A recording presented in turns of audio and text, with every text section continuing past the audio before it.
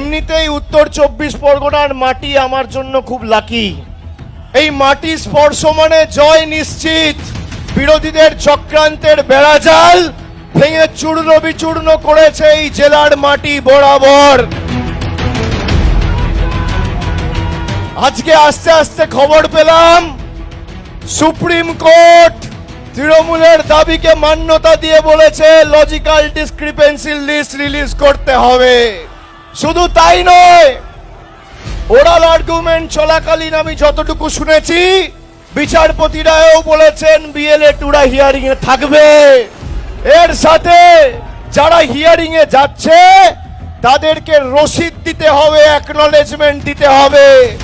বিজেপির এসআইআর এর খেলা শেষ।